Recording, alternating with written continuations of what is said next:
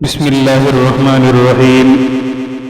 موجودہ زمانے کی معیشت اور تیز رفتار کاروبار زندگی میں اچھی سواری یا اچھی گاڑی کی ضرورت بہت زیادہ ہے، لیکن ساتھ ہی مہنگائی نے ہر شخص کے لیے سواری کا حصول بہت مشکل بنا دیا ہے۔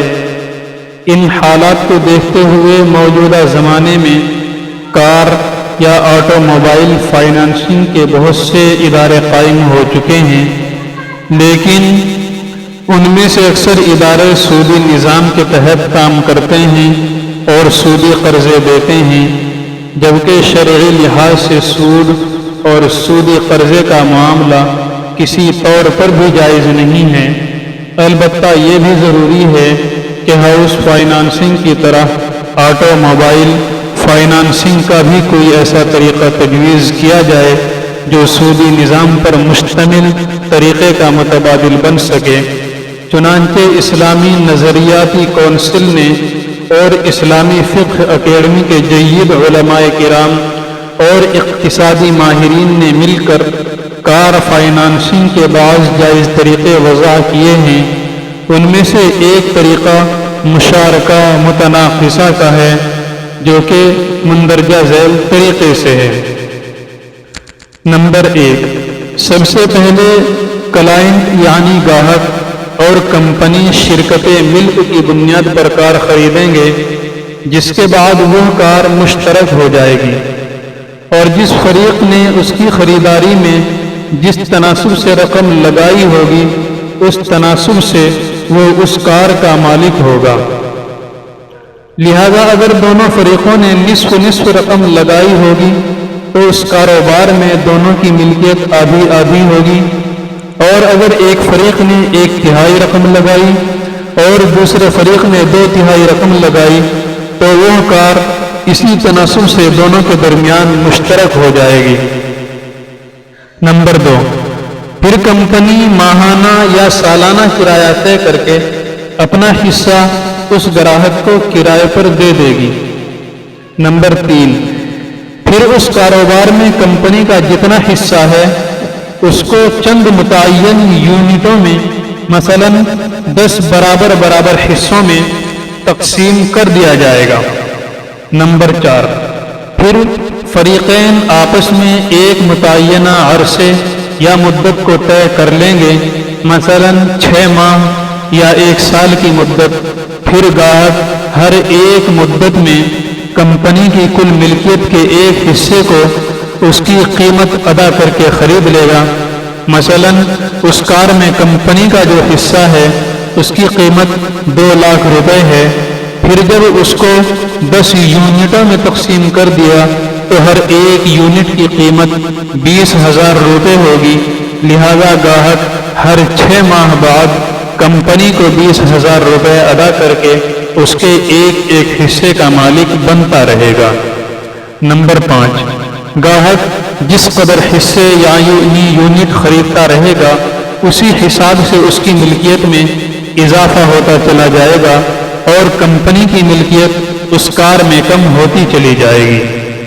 نمبر 6، چونکہ گاہک نے کمپنی کا حصہ کرائے پر لیا ہوا تھا، اس لیے جس قدر وہ کمپنی کے حصے یعنی یونٹ خریدتا رہے گا اسی حساب سے کرایہ بھی کم ہوتا چلا جائے گا۔